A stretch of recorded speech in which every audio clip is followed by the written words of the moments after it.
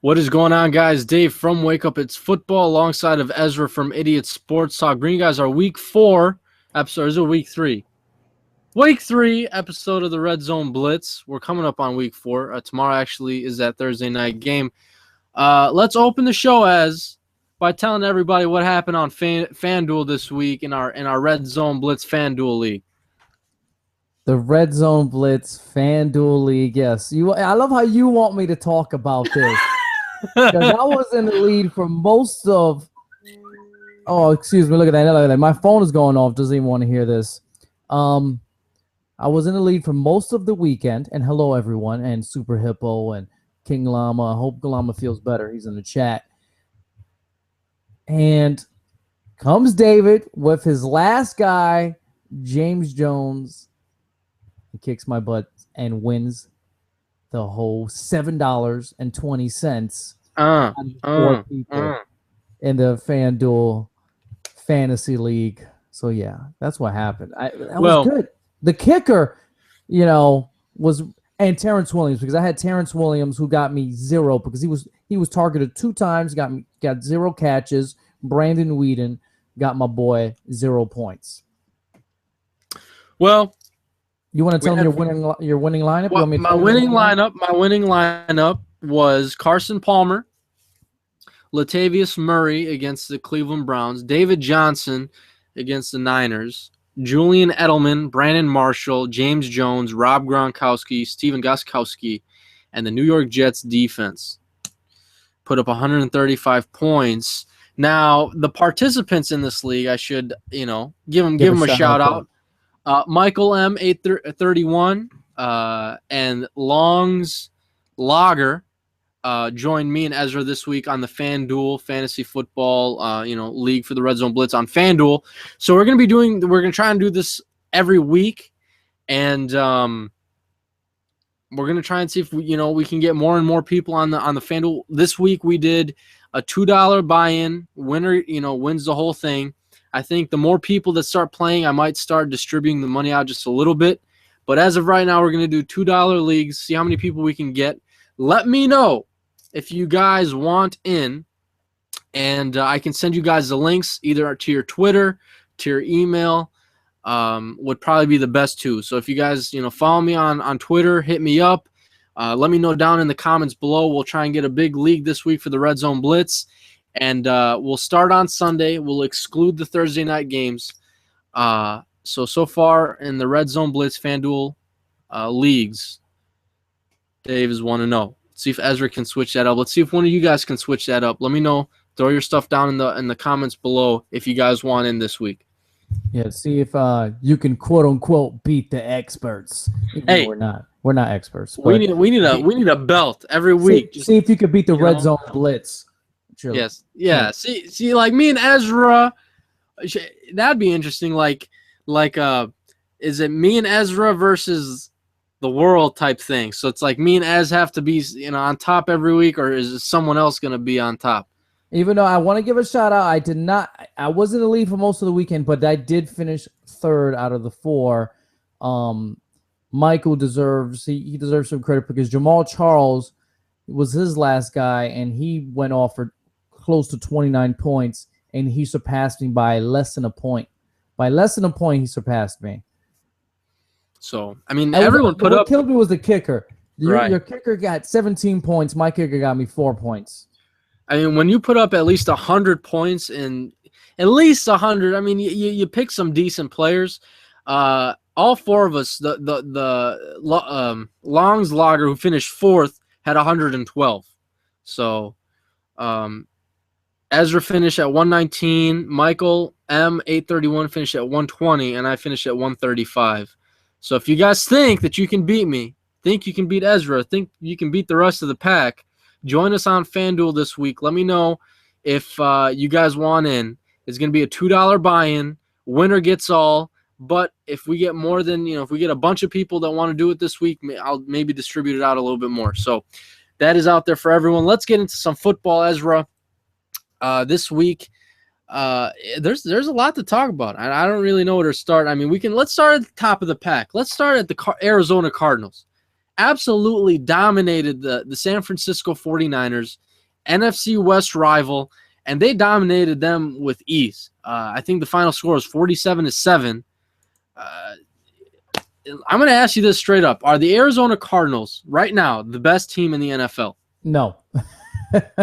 I'm still going to give that respect to the Packers and the Patriots.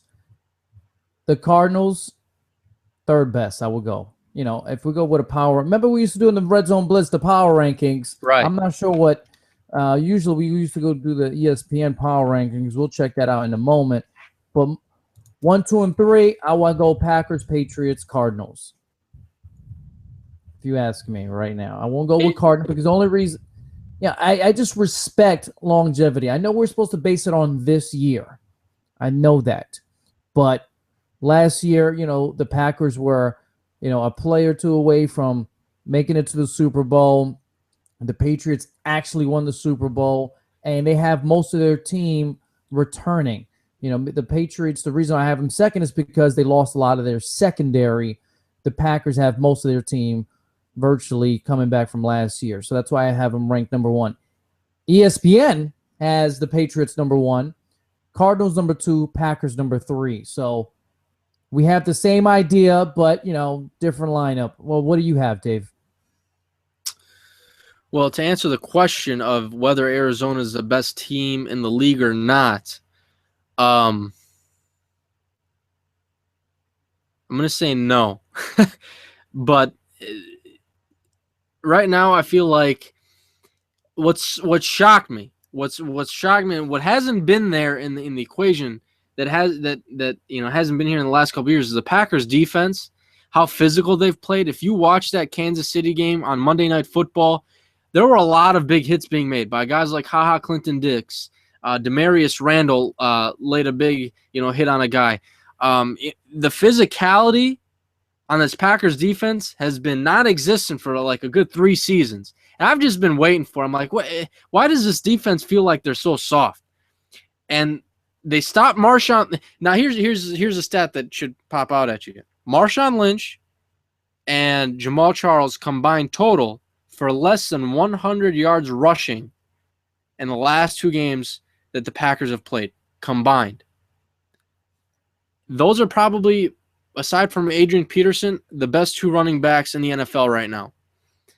And they held Jamal and Marshawn to under 100 combined.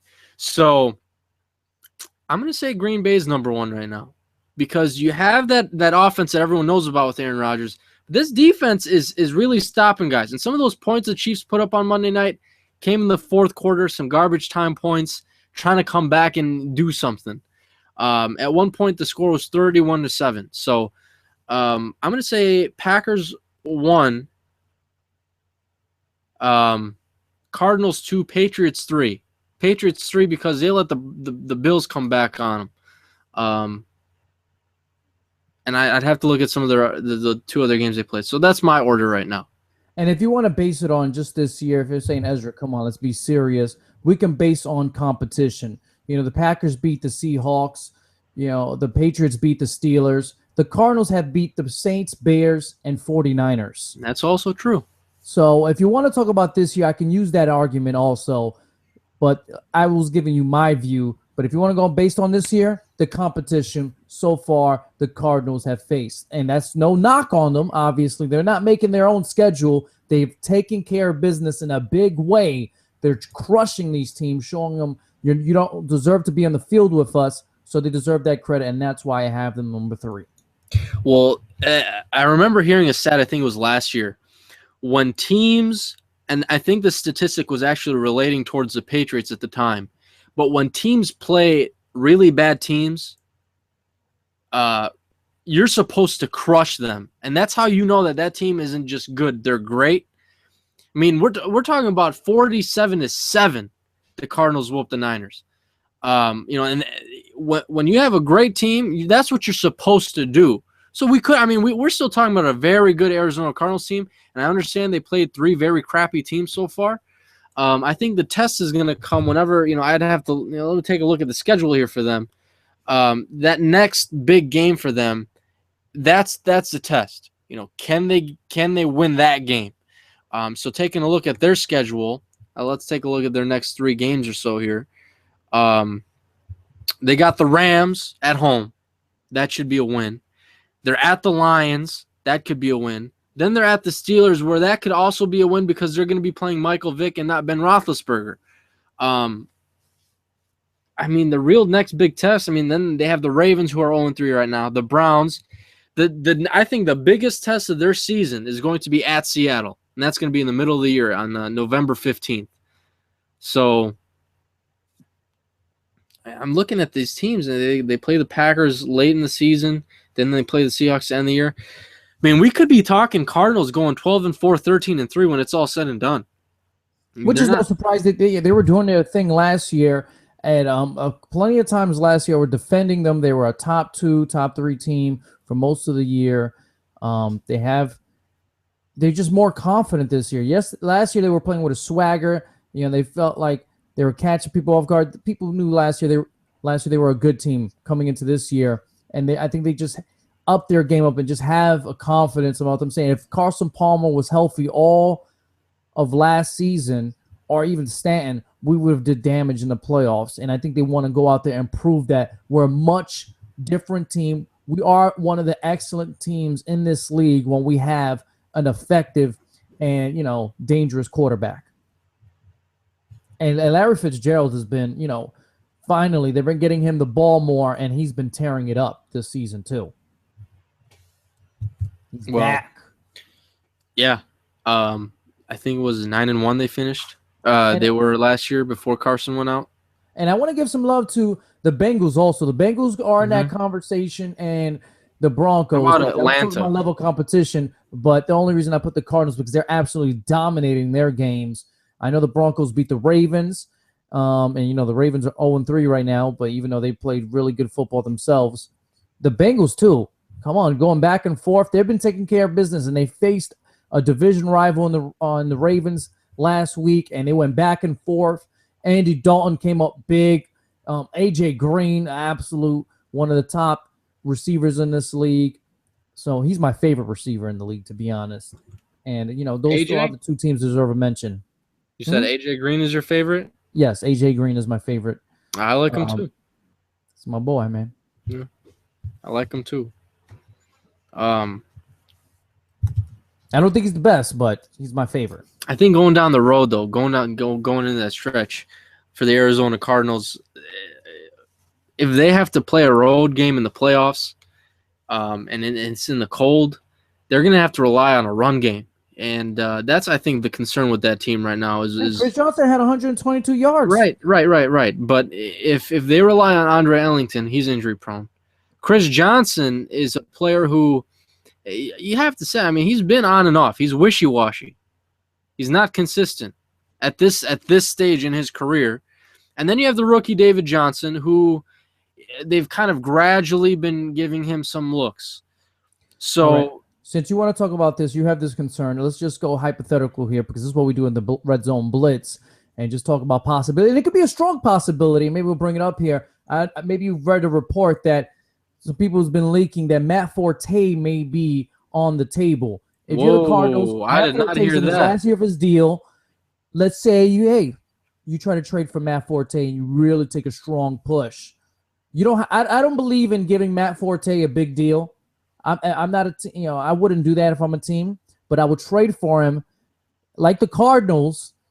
If you feel like these guys, you want some depth or you want to add another element, another playmaker, a really good player into their offense. What about that? Matt Forte and the Cardinals. Okay, so again, this is a hypothetical. This hasn't, you haven't heard this anywhere. And when I say hypotheticals, usually Ezra comes out of nowhere. Look in the history of Red Zone Blitz. It be happening, kid. Miss Cleo up in the building. But this will sound nice. This is a chance. If I'm a GM, I would take this chance, depending on the price. I'm not giving up anything above a 4th rounder.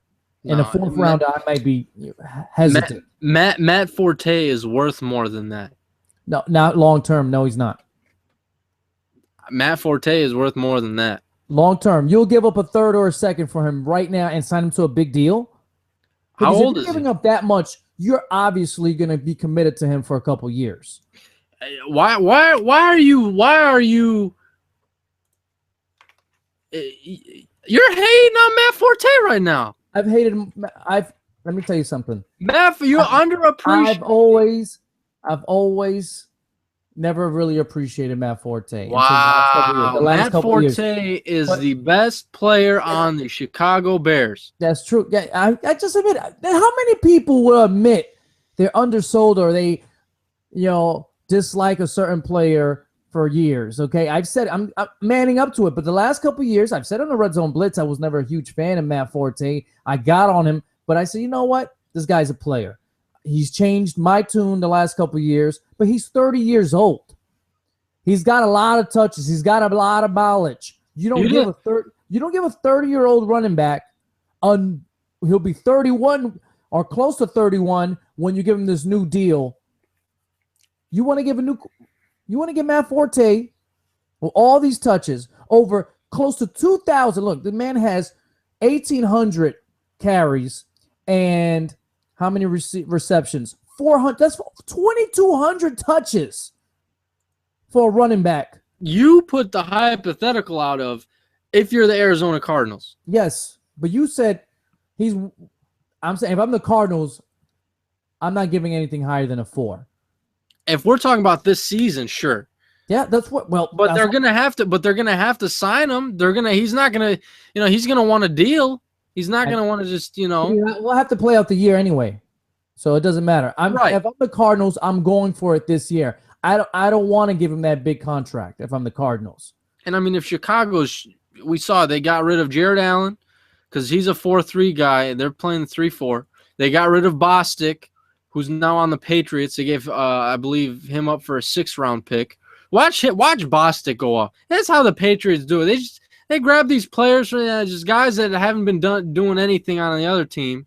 They bring them in, and they just become a superstar or something. Just watch. That's how Bill Belichick operates. The FanDuel comment box, Leroy Boss says, Forte's not on the table, but very unlikely to be re-signed by the Bears this offseason. To me, that makes no sense. If you're not going to re-sign a guy, he's definitely on the table. He's definitely on this. It's not like the Bears are competing for anything this year. It's not like they need Matt Forte for the playoff run. Well, if the only run they're going to have is the treadmill this year. That's the only run they're going to have. Or maybe a run at the first overall pick. If that GM was smart and he really, could get a haul or could get a lot for Matt Forte, I think you'd have to definitely consider it. But on that same note, he's that's all they have right now at the moment. Kevin White, Alshon's been banged up, Cutler's out. That defense plays is like Charmin Ultra. So you trade Forte, your fan base is like, all right, 2015 done. We're not going to win any games. We're not going to go to any games. We're not buying jerseys. We're going to wait until they draft whoever they draft next year. And that's what is Jay Cutler even coming back next year for Chicago? What are they doing with Jay? He's under contract for sure, but I don't know if he's coming back. I don't know if they want to bring him back. And we have an interesting question later on about Jay Cutler. Yeah, go ahead, bring it on right now. You want to bring it on right now? But so if you're the Cardinals, would you take that chance? On Matt Forte?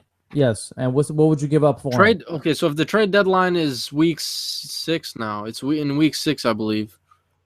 So they have a couple weeks to make this decision. The reason why I don't think they would make this trade is because of the depth that they have at the position already. With Chris Johnson. You think they're going to do? I said, would you do it? If I was the Arizona Cardinals, I would probably say no. I'd stick to the guns that I have. Because I would go for it. I'm just saying. I think I would go for it. No, I wouldn't. Only because then you're stuck with them. Then you have to give. It's a half. It's technically almost a little over half a season rental, for a guy who you're going to suppress. David Johnson, Chris Johnson, Ellington, and you're going to put him in. So and you're going to have 4 guys sitting on your bench. So what's the goal? What's the goal? What's the impact? If we just made the projection, the Arizona Cardinals are probably going to go somewhere in the neighborhood of 12-4. Do you really need to bring in a guy like Matt Forte if you can get into the playoffs? Do you think here the question is not can you make it into the playoffs? It's to do but damage in the playoffs. How far can he take you into the playoffs? Who would you rather have in the playoffs? David Johnson, Chris Johnson, or Matt Forte? Matt Forte, but how much are you giving up? Like I said, I won't go higher than a fourth. Yeah, I don't think that gets done then. I think it gets done.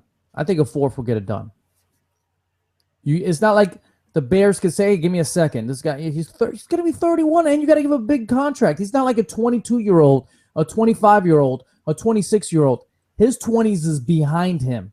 2,200 touches.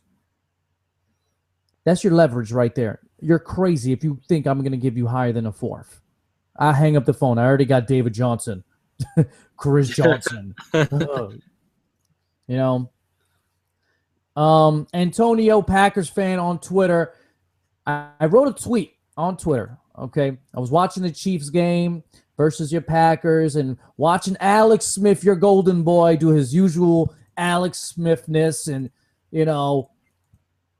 throw it. Like, you throwing little flowers. Like, he'll be a wonderful flower girl. I'll tell you right now. I will hire Alex Smith to be at my wedding to throw flowers because the softness he throws with, and he doesn't throw it very far. I think he will be fantastic with his accuracy. Anyway, my point is the Chiefs are limited with Alex Smith. And I tweeted, I don't know why I thought about this. I think the Chiefs will be better off. They will have more potential if they went with Jay Cutler. If Jay Cutler was on the Chiefs, they'll be better off. I tweeted that. And Antonio was like, huh? Like he was like, his eyes lit up, must have lit up. Like, what did he just write? Well, this sounds interesting. He didn't disagree with me, but he said it was interesting. And he said, can you please make this actually, you want me to make this a topic on Red Zone Blitz? He said, yes. So, David, you got your golden boy. And then you got the opposite of your golden boy, the guy you don't like very much, and slam Jay Cutler.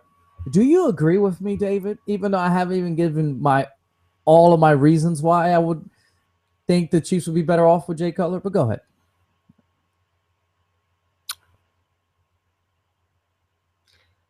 Ezra, I don't know how to answer this question. Two different types of quarterbacks. Obviously. Jay can stretch the field. Alex Smith cannot. To be conservative, I would probably stick with Alex Smith. And the reason being... Of course. Of course. The reason being, the Kansas City Chiefs defense and Jamal Charles. You don't need to be flashy with a team like that. You don't need to be throwing the ball down the field to Jeremy Maclin, getting it intercepted. Hand the ball off to Jamal Charles. Let your defense do their thing. Be the game manager. That's all you need to do, baby. That's all I expect. He's just getting paid millions to dink and dunk and be a flower girl and hand the ball off to Jamal. You don't need Jay Cutler to throw 2-3 interceptions a game and risk losing the game because he turned the ball over. He's a turnover machine. But I do agree in the fact that Jay Cutler, I think, is a better quarterback as an overall whole when it comes to passing the ball. So I guess my answer is to be conservative, I would hold on to Alex. All right. Now, this is why I went with this, and let's hear it. It's simple. Okay. The Chiefs are exactly like Alex Smith, limited, okay, when it comes to him being their quarterback. They don't have the same defense. You keep talking about defense and Jamal Charles. They don't have the same defense they did years ago when Andy Reid first came in. They still got a solid defense, but it's not dominant. It's not a top 5 defense. It's not that type of team. And in fact, their secondary, I believe, has given up the most yards to wide receivers so far this season. or they're in the top Okay. 3 in that ranking. So they're giving up a ton of yards, and they just lost their cornerback, their starting cornerback for the season. Who? Gaines. He's out? He's out for the year. Uh-oh. Okay. Now, before I jump on this Jay Cutler bandwagon on the Chiefs, this is hypothetical because we believe this won't happen because Alex Smith and Jay Cutler both got big contracts. So this is not even going to happen. But yes, Jay Cutler is he can obviously be more of a disaster. The Chiefs are, 9-7, maybe 10-6 with Alex Smith. Easily with Jay Cutler, this team could turn into 7-9, 6-10 with Jay Cutler because of his turnovers and stuff. But Jay Cutler, I'm not asking for good Jay Cutler. I'm asking for aggressive Jay Cutler. You can finally, go down deep, open up some lanes for Jamal Charles. Be more aggressive on offense. You can't do that with Alex Smith. You got to start helping Jamal Charles and stop relying on him all the time. Congratulations to the Chiefs in week 3 for finally getting a touchdown to their wide receiver for the first time since 2013. That is ridiculous. There's just no way explaining. I don't know. This has been publicized. Everyone knows about this streak. It's finally been snapped. But that doesn't help your team. You got to stop being safe. This team is not good enough to be that safe. This is not the Baltimore Ravens with Trent Dilfer with a legendary defense. This is not the Legion of Boom with Russell Wilson and Marshawn Lynch and that defense. You don't have that type of team. You got to start gunning it. You got to start taking chances down the field. You got to stop being one-dimensional when you're facing other teams. Because if Alex Smith is not going to beat you with his arm, and if Jamal Charles doesn't do it, you're good. Now you got the tight end. Maybe the tight end can have a good game, and, that's their biggest playmaker through the air. You don't sign Macklin to a $12 million per year deal to be a guy that grabs the ball 5 yards every single game. That was a knucklehead move. You just don't add that type of weapon. It made no sense. That's what I said. It made no sense bringing in Jeremy Macklin if you're not going to utilize him for what he does. You're really not. And you're making him one-dimensional. Every defense knows what to play against Alex Smith and this offense. That's why I say bring in Jay Cutler. It's more of it could be more of. I'm saying if they will be better off with Jay Cutler because you actually add a dimension. Can it blow up in the face? Yes, big time. It could totally blow. I'm not saying they'll automatically be better with Jay Cutler, but something's got to happen. My point is they need to move on from Alex Smith. They need to move on from Alex Smith and actually get a quarterback that can actually add a dimension to this team they've been lacking for the last 3 years. Because eventually Jamal Charles will not be Jamal Charles anymore, and eventually your defense is not going to be as good as it was. You got to realize something fast. That's what Ezra has to say about your boy Jay Cutler. We're talking about trading Forte. We're talking about trading Cutler. We're talking about dismantling this entire Bears team. It's just kind of funny to me. Anyway, there's not a whole lot of questions being asked down in the FanDuel comment box, so I think I'm going to take this chance to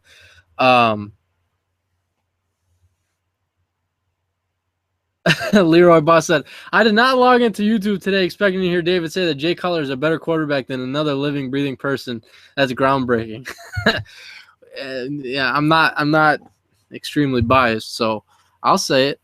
I was going to say, though, I'll take this second or this minute here to let you know about FanDuel. For those who just joined us and tuned in, we're going to be doing our FanDuel League for the Red Zone Blitz this week for Week 4. This last week we had a couple guys join me and Ezra. I came out on top in first place this week. So let's see if you guys can beat me, Ezra, and everyone else out. If you guys want in, it's a $2 league, and we're going to be doing it this week starting Sunday. So let me know if you guys want in. Shoot me either your email address. Let me know down in the comments. Hit me up on Twitter, and we can send you an invite for that league on FanDuel. Ezra, have you heard of a guy by the name of Michael? Michael, I know a couple Michaels. How about Michael Vick?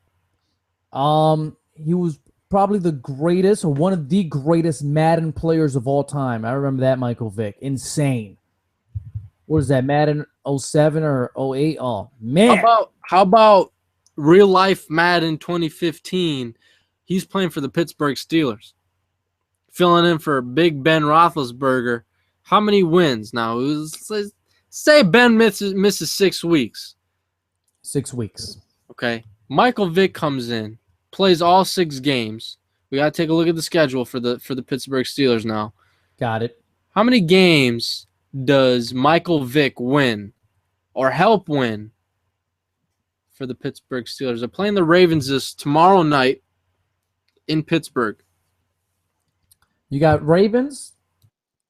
Okay, they're at home versus Ravens. I'm just gonna say where they're at. So at home versus the Ravens, at Chargers, at home versus the Cardinals, at Chiefs, at home versus the Bengals, at home versus the Raiders.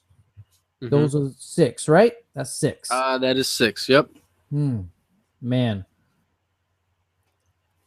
I think they lose tomorrow night. Okay. Chargers. Man, the Chargers are a solid team. You know what's crazy? I could see them losing all 6 games. I can see that too. I can see them go 0-6, but I'm not. I think they'll be happy if they go 3-3. Right. Well, yeah, right. But where are those 3 wins coming from? I can see them beating the Chargers. I can see them beating the Chiefs, and I can see them beating the most winnable games, like I say, Chargers, Chiefs, Raiders. Right.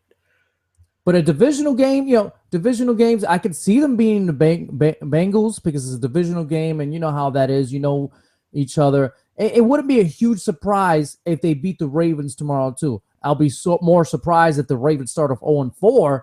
I just don't see that happening. But like I said, divisional games, you know each other so well, and that wouldn't really surprise me. But man, if you're asking me, if you put a gun to my head, which is, I hope you don't. I hope we're friends, David. I'm going to say they're going to go, if Ben misses 6, 2-4. I'm going to say 1 versus the Chargers, 1 versus the Raiders.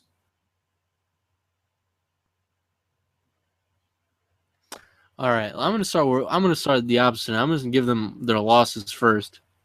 I'm going to say they lose to the Cardinals. I'm going to say they lose to the Chiefs in Kansas City. I'm going to say they lose to the Bengals. So there's 3. So that leaves us with the Raiders, the Chargers, and the Ravens. I'm going to say they beat the Raiders at home. Now, do the Ravens start 0-4 is my question, because I can see them winning this game tomorrow night. You can see the Steelers. I can see the Steelers winning tomorrow night against the Ravens. Hand the ball off to Le'Veon 25 times. I'm way off. Super Hippo said 0-4 Madden Vick. What did you say, 07? I said 07. Wow. 07 was Sean Alexander. Can you believe Michael Vick's been in the league for that long? Wow. Yeah, he's been in the league for a while. So I don't know. Does he get it done? Is he going to bring that second dimension of, bringing his legs into the equation? He still can do it, but it's not obviously like before. Michael Vick's never been the best versus physical teams. And even without Terrell Suggs, the Ravens are still very physical. Okay. And it's not like they had a whole lot of game plan and preparation for Michael Vick, because he signed late August, something like that, yeah, very late August.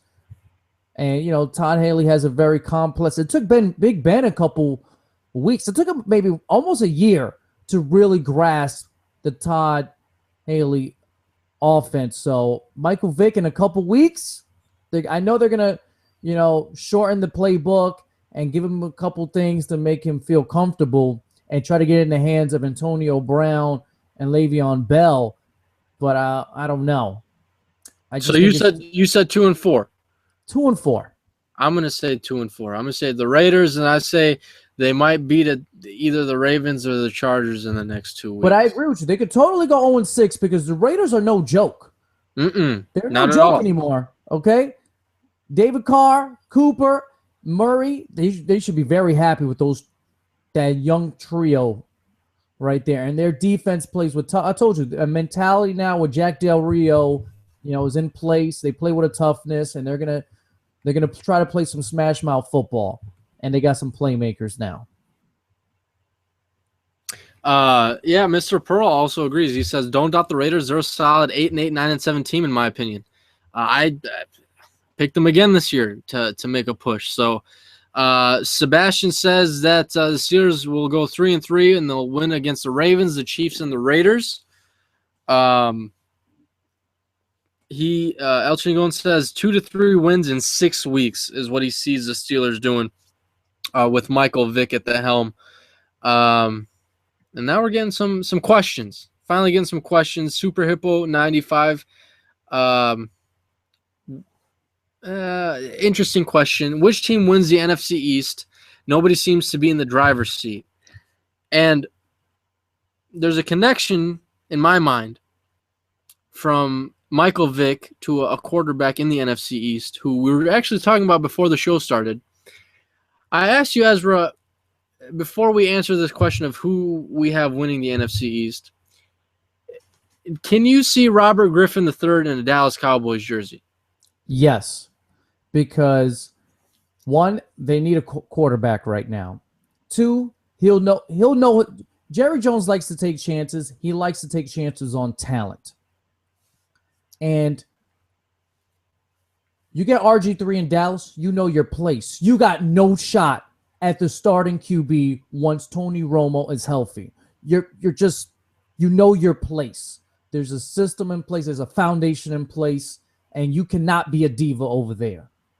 But the reason why I can see him in the Cowboys jersey is because Jerry Jones. He is, the general manager, the owner. He does what he wants. He likes talent. He likes names.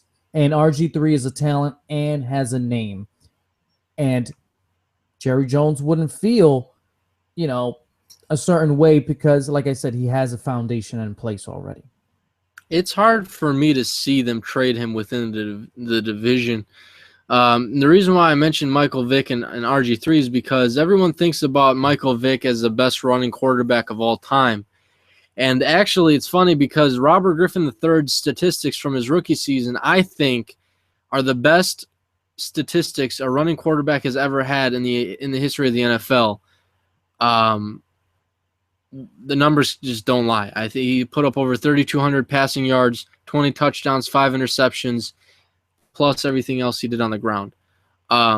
So, legitimately, I totally disagree with that. But go ahead. Okay, but Robert Griffin. I just want it to be known. I just totally disagree. I think he had the best season a running quarterback has ever had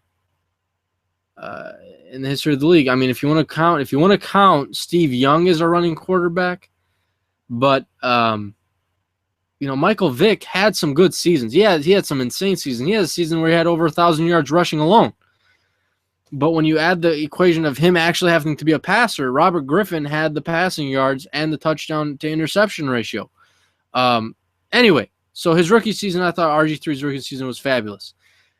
It's just obviously the injuries is what has hindered him to the point where now he's at the third. He's number 3 on the depth chart in Washington. As crazy as that sounds. So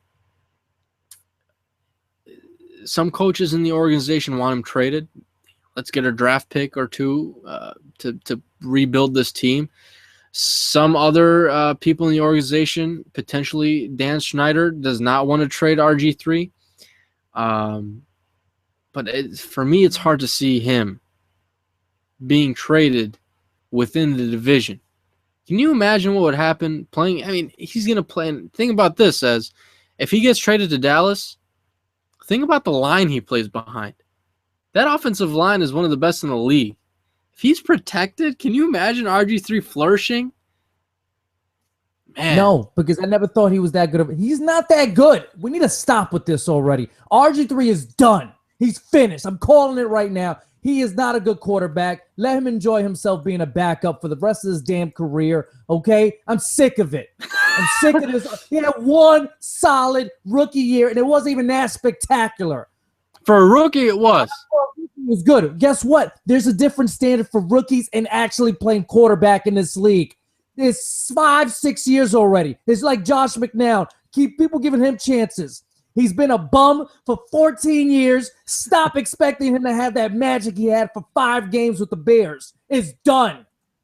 RG3 ain't nothing in this league. He hasn't been nothing since his rookie year.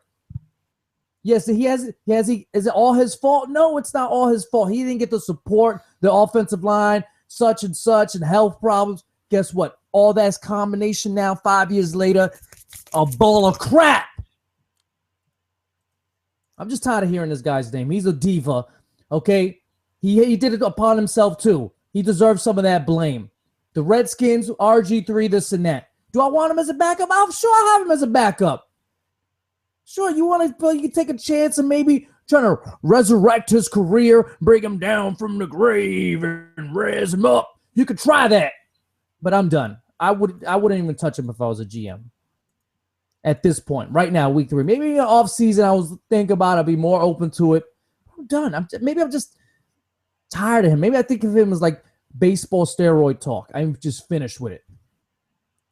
What has RG3 really done for us to show us, to give us enlightenment, a chance to believe in him? Nothing. I don't know what his contract looks like. I think that's something we'd have to take into consideration as to whether he can be traded to a team that has, no salary cap available. But I don't know, man. I think we had this discussion either last week, the week before, whatever it was, where is he better than Matt Castle and Brandon Whedon? Yes. I think that's a very easy answer. I think he's going to get another chance. I'm not saying for me he's done, but I think he deserves a chance somewhere in the NFL, and I think he will get his chance somewhere else in the NFL. I think so too. I just don't know where. I just don't see. I don't think it's Dallas. I saw a link to something on Facebook that's has RG3 photoshopped in a Dallas Cowboys jersey, and it's an interesting conversation. I just don't see it happening. So. Just not within the division. Let's head down to the FanDuel comment box where Sebastian says, if the Jets lose next week, do you see them switching back to Geno? No, I do not see it happening so soon. Is Geno even can Geno even play? I think after week 4.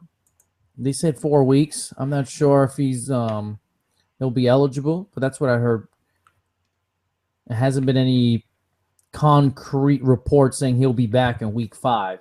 Now, what happened to the argument that you made that Geno should be the starter? No, I didn't say. I said I will have a short leash on Ryan Fitzpatrick. Okay, but he's asking if the Jets will start him. I don't see them starting him if Ryan Fitzpatrick loses next week. You're asking me. If I was, the coach, Todd Bowles. What if you're the GM or the coach and you're making that decision right now? Geno's back. The Jets are 2-1. No, I wouldn't do it right now. No. Okay. I just said I will have a short leash. Because Todd Bowles came out and said, even if Geno Smith comes back, or when he's back, we're not just going to give him the job. Ryan Fitzpatrick is our starter right now, and it will be going forward. He's given that confidence and everything. I wouldn't have done that. I would just say, Ryan Fitzpatrick is our starter right now. That's it. I don't ever give him all that backing and I won't give him a long leash.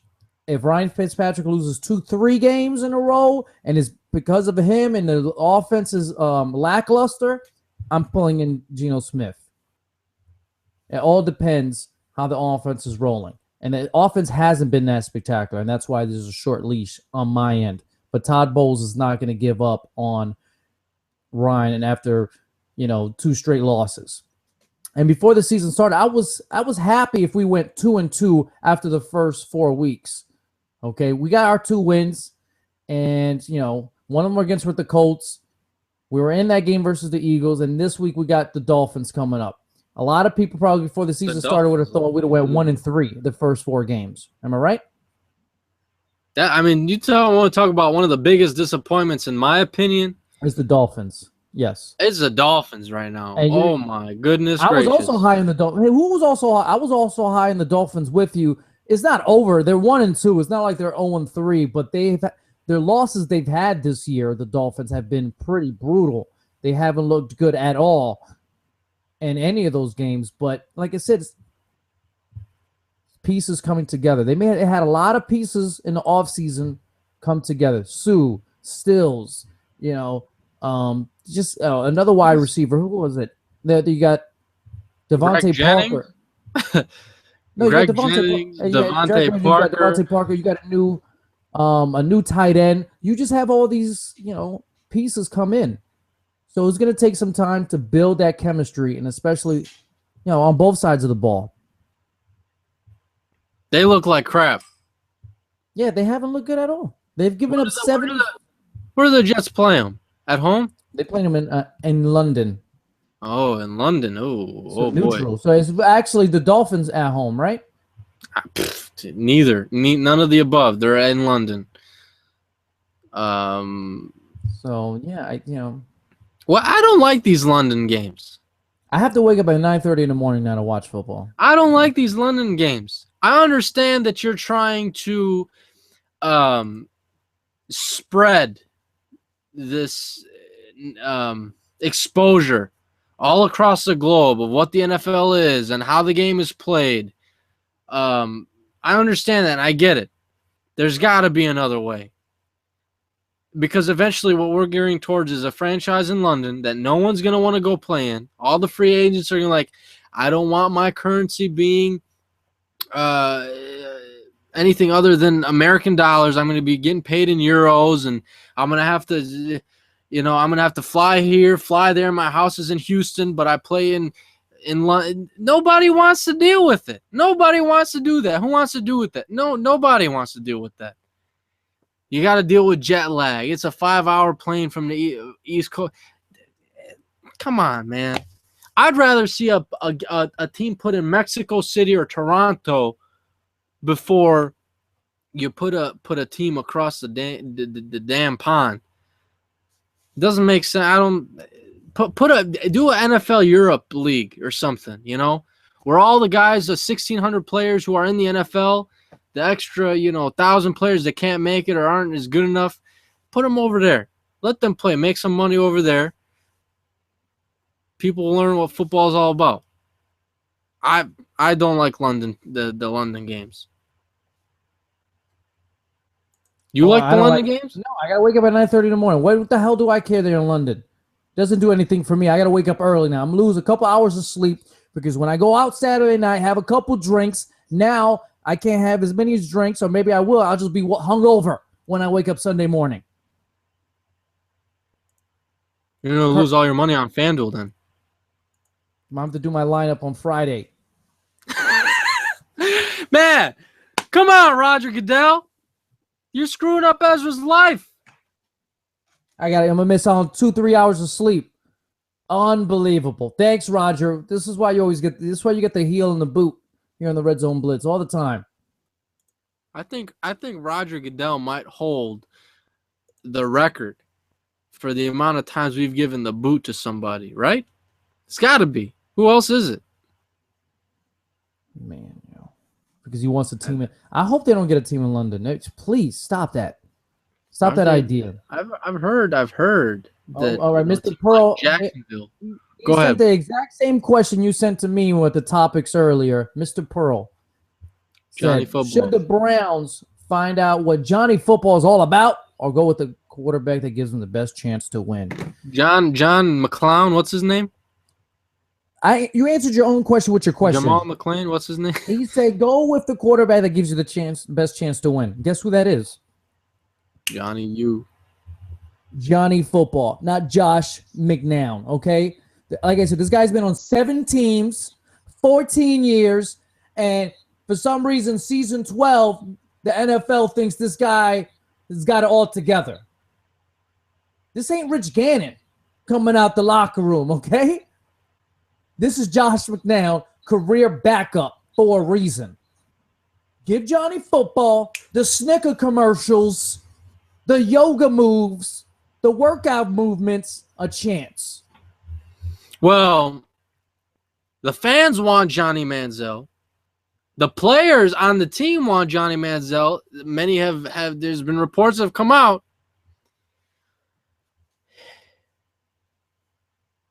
I bet you it's the general manager. What's his name? I can't believe I forgot his name because I make fun of him all the time. Farmer? Ray Farmer, the 34th worst general manager in the league.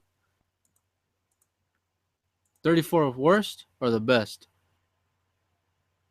No, that didn't make sense. He's the worst general manager. Either way, you can go with it. He stinks, man. He stinks. He's not the worst GM in football. Stop it. Who's the worst GM in football? Whoever was running the Jaguars for the last 5-6 years. How about that one? Can't draft anybody. Well, you know, the last couple of years. Who have the Browns drafted in the last 2, 3, 4 years? What about the Saints Brandon GM? Whedon. What about the Saints GM? He hasn't drafted anybody. Well, he's got Cooks. That's about it. Mark Ingram, I guess, right? Mark Ingram? He's done a solid job. No, I'd say they've had better draft selections. Teron Armstead at left tackle was taken in the 4th round, I believe it was, and he's solid. He's really good. He got a franchise left tackle in the 4th round. Oh, well, who was running the Bears? How about that one? Yeesh. That's a good one. Yeah. I know they've had a GM change in the last couple of seasons, though. The Bears. Or the Titans. Yeah, because they really don't have much talent themselves either. I mean, you got Mariota now. You drafted Dorial Green Beckham at receiver in the last. But they have a new general manager, right? I don't think they have a long.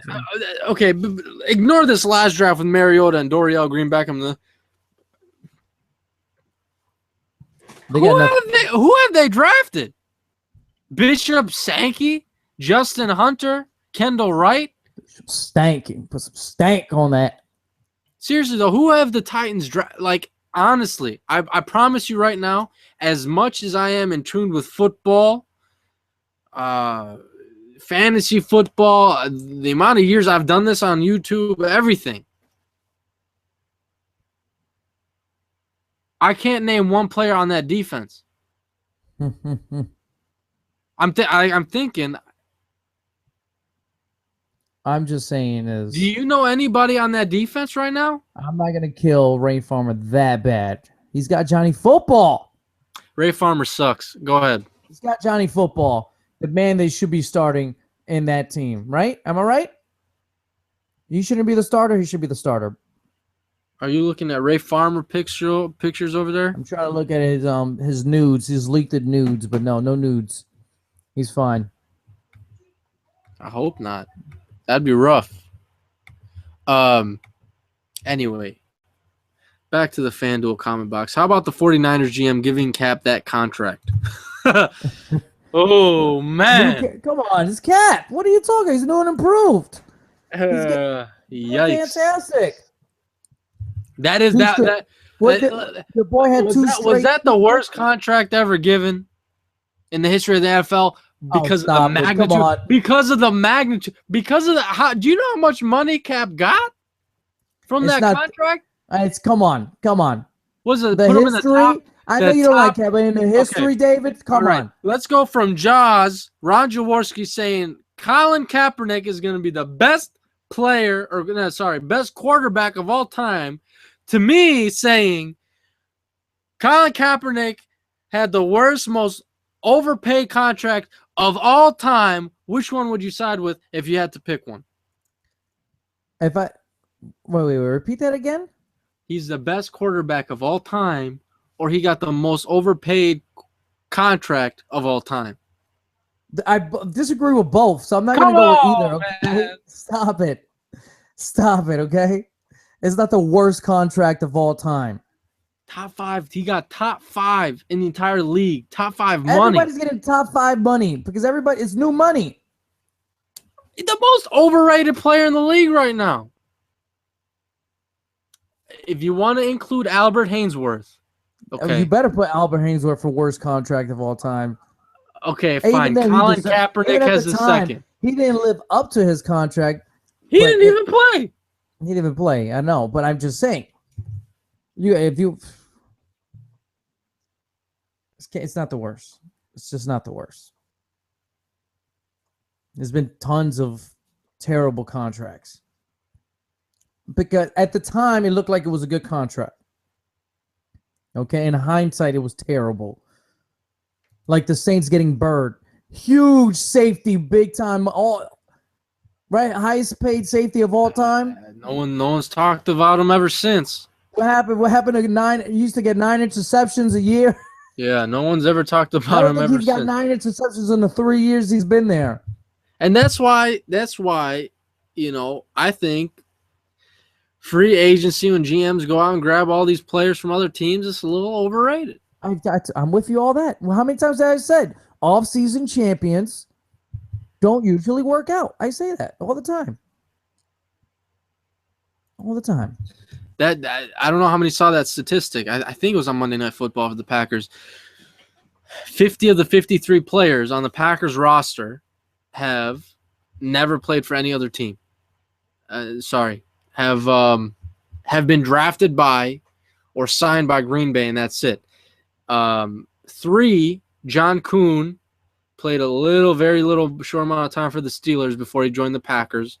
Julius Peppers, and who was the third player?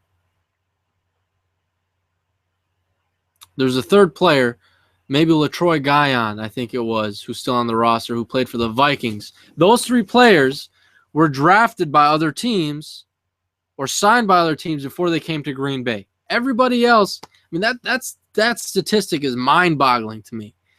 Then you got teams like the Saints. Oh, we got to sign Jerry's Bird. We got to sign Curtis Lofton and all the, this. I don't know. I don't even know how we got on this subject. We just kind of went off on a tangent, didn't we? No, you did. What did I say? I don't know. Once you hear Kaepernick's name, you go blank, David. You go blank. I hate him.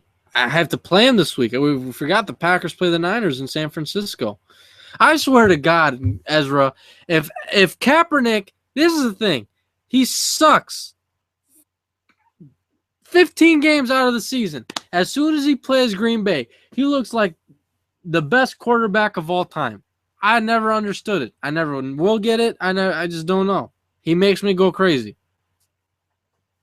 The offensive coordinator, whoever calls the plays in San Francisco, was smart this week. You run the ball with Kaepernick. You can't stop him. Don't know why. Never have been, never will be. I can't. You got to go. I can't even talk right now. Let's see what's all these other questions. Do we have any other questions in the comment box? Let's see. Boom, boom, boom, boom. Oh, cool. Got some. David, a little breakdown on Peppers. Have you seen him doing anything these few games? Julius Peppers, he's told him. I think the fascination right now has been more with Clay Matthews at inside linebacker than anything else. Peppers, he's got. I think he had 1.5 sacks against the Bears in the first game. He's been a little quiet, but Clay Matthews, I think someone told me he's the number 1 rated inside linebacker in the league right now. I'd have to check up on that. But to me, that's crazy.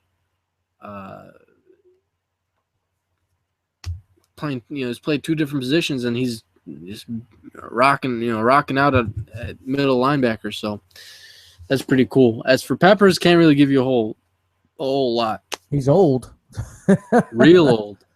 Leroy Boss said Ryan Pace is the GM for the Bears, but he's new. He's only been there for a few months. But yeah, we were talking about the prior GM of the Bears. Did a terrible job with the Bears. They really don't have that much young talent over there. And to your Titans question, Big Jones 64-58 said Vertner. Now he's a Buccaneer. The cornerback, remember the cornerback? Yeah, he's on the Bucks now. He got paid. Got paid, man. Man, they paid a lot of guys in Tampa Bay the last couple of years who haven't done diddly crap. You remember Deshaun Goldson? Oh, Where's he now? Is he even in football anymore? He got big money from the Buccaneers, or is he still on the Buccaneers? I'd have to check because I don't even know. I don't know either. And people were talking about he was one of the best safeties in football. What happens, man? Why is it? You think these players just systems? There's some no. Do you think they just do it like to get paid? Like, no, all right, I got this guaranteed money. Paid. But I'm done. I think players get so comfortable in a system, they feel there's a chemistry thing. Because remember, football is such a team sport. When you're with a team for a while, you got that chemistry. You usually are comfortable in a system. You go through your routines. And when you go to a new team, a new franchise is everything you have to go through and learn all over again. You have to build this new chemistry. You have to go through these new routines, new system, new everything. And it takes a while to digest and really become you. Because when you're out there and you're being great, it's because you're comfortable, you're confident, and everything. And when you're dealing with something new, you're not as confident, you're not as comfortable, and it affects the way you play on the field. No, that's not for every free agent, but for some of them. Obviously, some people have a knack and just have this natural ability and are easily going to adapt, but not everybody has. That's an intangible people don't look at and easily forget, because those same intangibles can translate on the field. How easy you can read and adapt to a situation and just feel comfortable in the situation and in the big moment. So going to this new things, you still need these same intangibles. It's just not magnified. It's not a statistic. It's not on the field. It's outside of it, but it affects you on the field in the end. It's a lot of mental things that people forget that sports have to and athletes have to go through. We forget that, athletes are humans, and, the sport is ran by humans and emotions, and every single little thing that happens to you in real life in your job and going to new jobs happens to athletes too. But obviously, it's a results type of thing, and you see statistics and it's in the field, and you're doing it in front of 80,000 people. Deshaun Goldson is currently on the Washington Redskins, 31 years old. Oh, that's why they're really good on defense now, right? His cap hit is $4 million for this year. So I mean, $4 million is $4 million. Base salaries. Now next year, this is 1 year. This is how you know he's gonna get the boot in Washington. Next year, his cap hit is going to be $8 million with a base salary of $7.5. Not a chance in the world they pay him that money. This is where the salary cap analysts come in. This is actually what I've considered more that I want to do in the future. Hopefully, I can do it. Is like do something along the lines of salary caps for an NFL team. $8 million for Deshaun at the age of 32 next year. He's out. No way they keep him. Not a chance. Like the Bears won't keep Matt Forte, I don't think. So he's a free agent. So you have to make that decision. To the Cardinals. If you're 0-4, 0-5, trade him to the Cardinals. Do you trade him? Of course you trade him. Easy. Matt Forte contract. Let me look up his contract on Spot. Speaking about trading an old age, Justin in the FanDuel comment box says, if the Saints end up with a terrible record, which they will end up with a terrible record, do you see them going full rebuild rebuild. Excuse me, remold. I don't know what word I was trying to read there. Rebuild. Matt Forte's 29 years old. Forget he's 30 years old. And do you see them letting go of Drew Brees? Yes. If so, which team will it be on next year? I think I read something today. They changed his thing into a signing bonus, and his next year's cap hit will be at $30 million. There's no way. I think it all depends who's in the draft. If they see a quarterback, Garrett Grayson, they drafted in the 3rd round this year. I think he's going to be the best quarterback. No, wait a second. Let me take that back. Yes. Take that back. All right, rewind. Yes. He's going to be one of those quarterbacks like a I don't know. Alex Smith? Yeah, please. No. I feel like he's going to be a guy who steps up and wins that job and becomes a starter. I think he's going to become the starter. The only way they're giving up Drew Brees next year is if they are in a position to draft someone in the 1st round, not these 3rd round guys that David is going to believe is going to come out of nowhere and win the job. Russell Wilson, 3rd round pick. Did he have Drew Brees in front of him? Okay. Russell Wilson, 3rd round pick, played as a rookie. You don't have 3rd round picks take over legends. You just don't. You don't sell that to your fan. I don't care what round. You could draft him in the 6th round. Tom Brady took over for Drew Bledsoe. He was drafted pick 199. Drew Bledsoe a legend? He's not a legend. Okay, why does it have to be a legend? Because that's what Drew Brees is. He's a Saints all-time player who got them a championship. That doesn't make any sense. That does not make any sense. Why does it have to be a scenario where someone is taking over for a legend? Scenario. It's not. I'm not making this up. I didn't come this out of Ezra's storybook. As they wake up today, say, "Ooh, Drew Brees. He was chilling one day in New Orleans." I didn't write this story. Okay. He is a legend in New Orleans. All right. I'm not an author. I didn't wake up today. I definitely would not be on YouTube if I could write stories like this. Sorry, David. Sorry to break you the news, but Drew Brees is a legend in New Orleans. Saints organization. He'll probably have a statue one day. I'm not saying he's not. He's not what? I'm not saying he's not a legend. He is a legend. So ask me about scenarios because this is the exact same thing I'm talking about. This is happening. You said a 3rd round quarterback who's drafted in the 3rd round.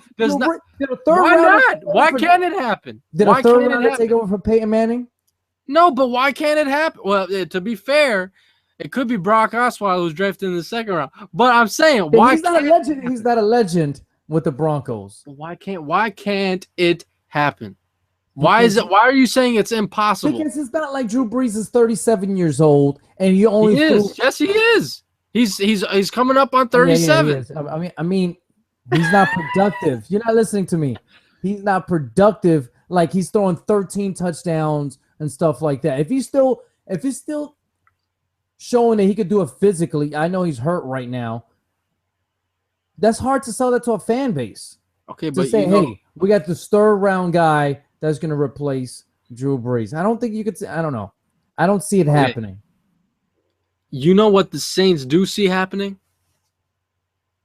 This is what they see happening next year. When they're looking at their entire list of names on their team, they're like, all right, we got $140 million in cap, and Drew Brees is taking up 30 of it. That's what they're going to see. Not a chance in the world Drew Brees is on that roster if the Saints have to take a $30 million hit against their cap for one player who is at the age of 37 by next season going on the age of 38, and so far in this season has struggled. I think I'm just saying I could definitely not see him on the Saints next year, but I don't think by a 3rd rounder. I think they'll draft a guy in the 1st round to replace Drew Brees.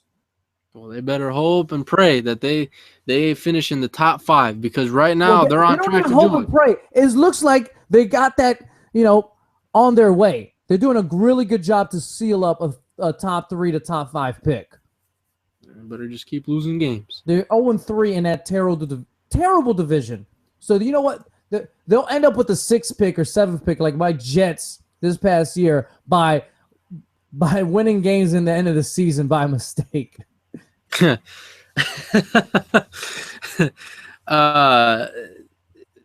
It's not going to happen. Drew Brees, I think, is going to be on a different team next year. I think he will be on a different team, too. I just don't think a 3rd-round guy is going to take over for them.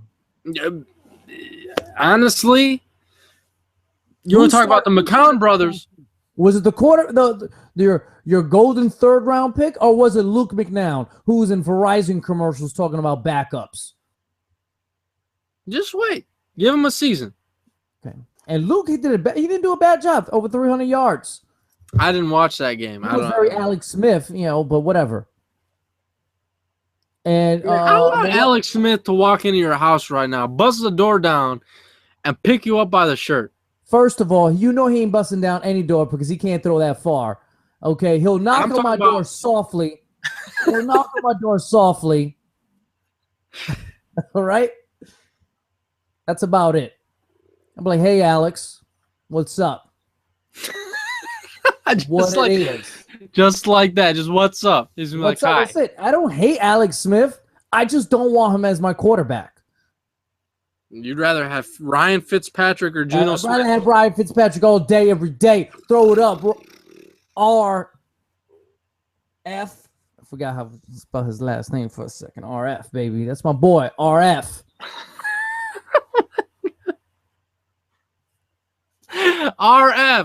RF. Ryan Fitzpatrick. RF. All day. Anyway, Noel West says Brees to the Browns next year. Guess what? Even if Brees is not on the Saints, he'll get a job next year. Definitely. Oh, yeah. Definitely. Just doesn't matter where. It's too early to speculate that. I'm holla at your boy. too tired and too hungry to think about that one. Brees to the Jets, baby. 1 year. I'll take it. We win the Super Bowl, he'll be a legend. He'll get 2 statues. If the Saints GM wants to fix that salary cap in New Orleans, you can do it with one easy sweep. One easy you gotta all you gotta do. Not that easy. He's a legend. Nope.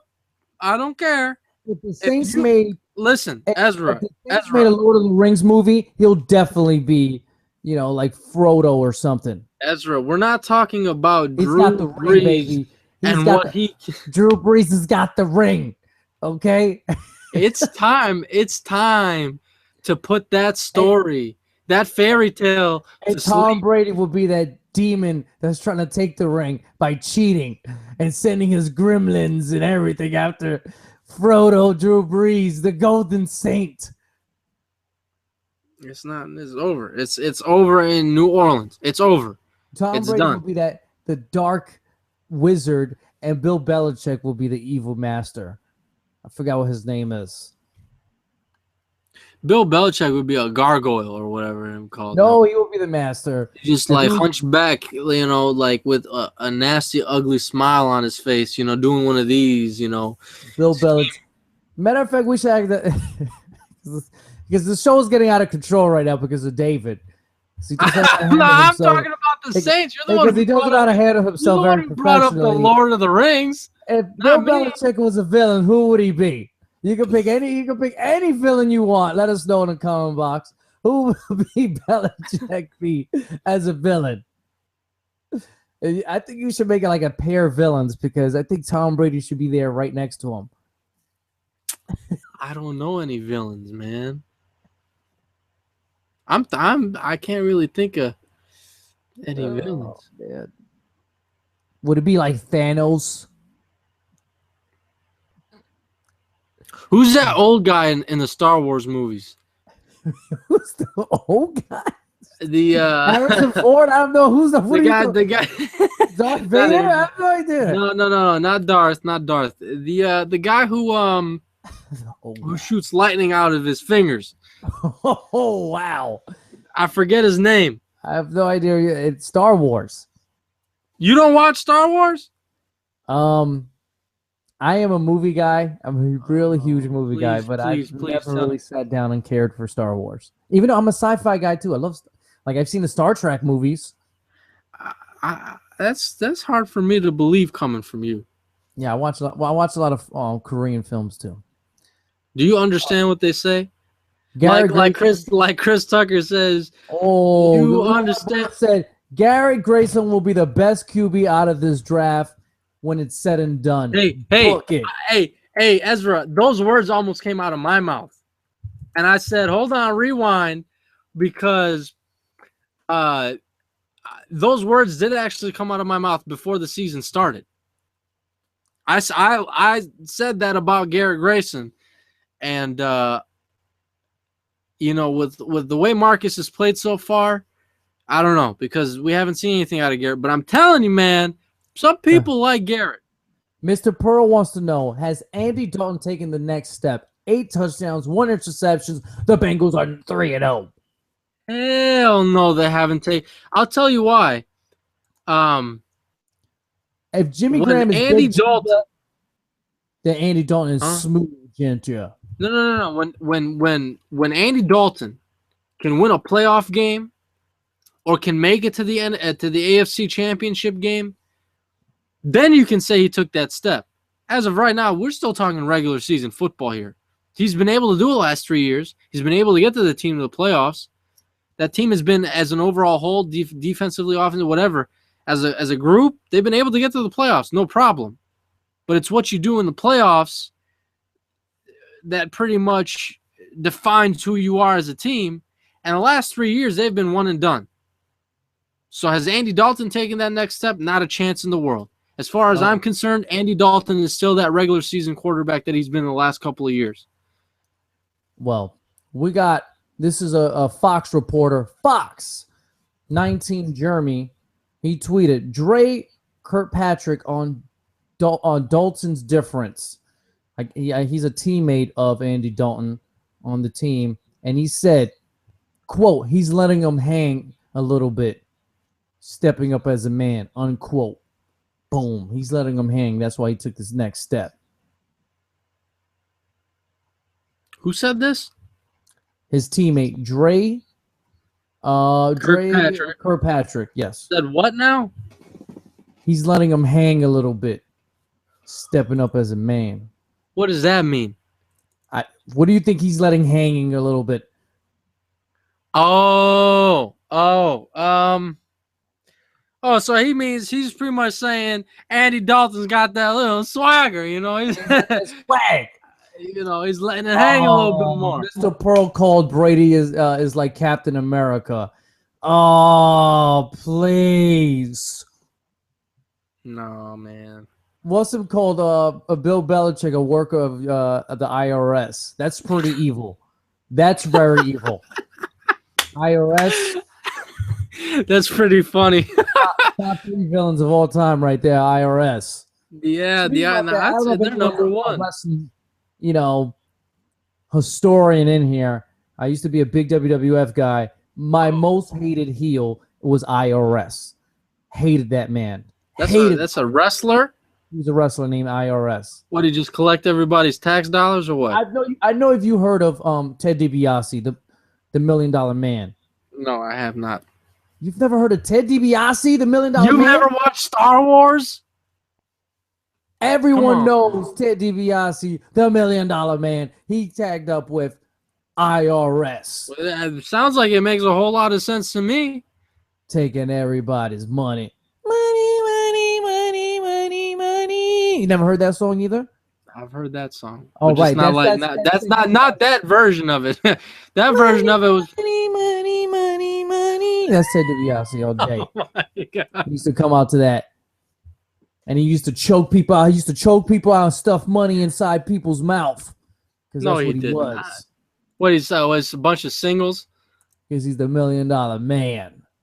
Anyway, for those joining in late tonight, because we're getting off soon here on the Red Zone Blitz, let us know if you guys are going to be joining the FanDuel Red Zone Blitz League this week. We had some of the fans join me and Ezra on FanDuel this week for week 3.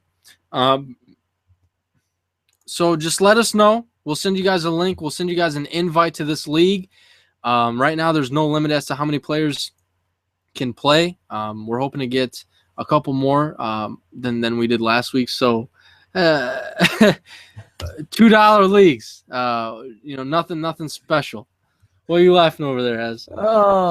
Cameron says Tom would be Batman, but not any Batman. The Christian Bale Batman. After the second movie, hated, haunted, trying to progress the thing he loves and despise for. But Tom soldiers on. Like Batman, Tom isn't a hero we deserve, but the hero we need. We hate him because he could take it. He is the Dark Knight. That is disgusting. I hate you for that, Cameron. Tom Brady is the man. Tom Brady is the hero we don't deserve, but we need. Wow. Cameron's got to be a Patriots. I don't know about all that.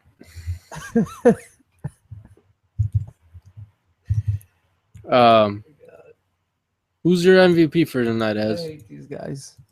I hate everyone in the chat right now. Who's the MVP for tonight?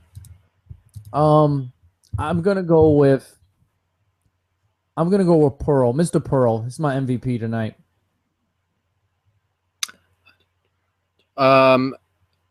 Musin Yusuf, I think is how you say the name. He deserves that for that comment.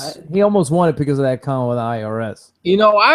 He's here every week, and we never give him the MVP. I'm giving him the MVP. Musin Yusuf. He gets on my ears every week. Hey, let him get on your ears, man. What do you mean let him on my ears? I haven't touched your hair. Don't touch me. 2-3 weeks. What happened? I said, don't touch me. I didn't say I was going to touch you. What are you insinuating? I said your hair. If I do touch, it's going to be your hair. Anyway, girls. I'm going to give him the MVP tonight. But he also asks, how do you join? Because I want to. And he's talking about the FanDuel league. So what we're going to do is I'm going to open up another league this week. And depending on how many people want to do it, I'll have to set it for that number. And then we're going to do $2. Now, if you aren't already on FanDuel, the link is down below in the comment box. What you'll do is just click the link. And for the promo code, if it asks you for a promo code, use Wake Up. It'll give you 50% on your initial deposit. I think the minimum deposit on the account is $10. So you put $10 on your account, and then you can join any of the leagues you want. You got $10 on your account, roam free. But I'll send you a link that you'll click on. You'll fill out your roster. You click enter. That's it. It's as easy as that. So if you want to join FanDuel, click the link down below and sign up there. You'll need like a debit card or a credit card to put in your $10 on the account. You can use PayPal or PayPal too. So just let us know this week. I'll send you guys the link as soon as, hey, I want to join. I got, $2. Send you the link, click it, fill out your roster, boom, done. So just let me know. I'm going to have to hit up the guys who we played with last week and see if they want in again for this week. And we'll go from there. We got a couple minutes left. If there's anything that we want to talk about on the Red Zone Blitz, anything you want to talk about, Ezra, on the Red Zone Blitz, I gotta go get some food, man. Tom Brady should never be a hero. Just saying. Should never. Tom Brady is a villain. Speaking about Tom Brady is one of the most team-friendly contracts in the NFL due to the restructure he did in 2013. Brady was scheduled to make $30 million through a couple of high salaries. After renegotiation, the number became $33 million, consisting of $33 million signing bonus, the last deferred payment, which was paid in February, in the tune of $5 million. Ooh, dude, $5 million. So the deal added an extension without years in 2015, 16, 17, and salaries at $7, $8, $9 million, respectively, which are low for a quarterback of Brady's caliber. Mm-hmm. At the end of the season, there was a renegotiation to bring the salaries to those years up by $1 million per season. Brady Mhm. is earning roughly $10 million per year below his market value. Oh yeah. Oh yeah, that's what these guys wrote over here. Yeah, I don't know, man. Bill Belichick is GM in that team. There's no GM in New England. He is a GM. Yeah, but someone else handles the cap situation. I wonder who does that. Probably some Yeah. financial guy. I don't know who knows. Well, I would hope Some so. you know, cheater or some kind of financial cheater. They got some bookie running in the books over there. Man. Well, I think that's a wrap, right? About an hour and a half on the Red Zone Blitz. I'm upset at everybody in the chat room. Calling Brady a hero.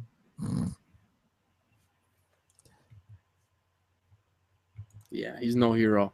He's a villain. Anyway, all right, guys, we're wrapping it up. Don't forget to join us on FanDuel this week. If you want the link, let me know. I'm coming for that #1 spot. I'm 2 weeks in a row. I'm going for 2 weeks in a row, baby. 2 weeks. Watch. I'm gonna make it happen. I ain't picking no more Dallas Cowboys with my team. So ask for the link. We'll send it to you. I'm Dave from Wake Up It's Football. You can find me on Twitter and Facebook right down here. You got Ezra as well. Check him out on Idiot Sports Talk, YouTube, Twitter, Facebook, all that good stuff. And Twitch. So until next week, next Wednesday night at 9 p.m. Eastern, 8 p.m. Central, we're out. That's a wrap. Guys.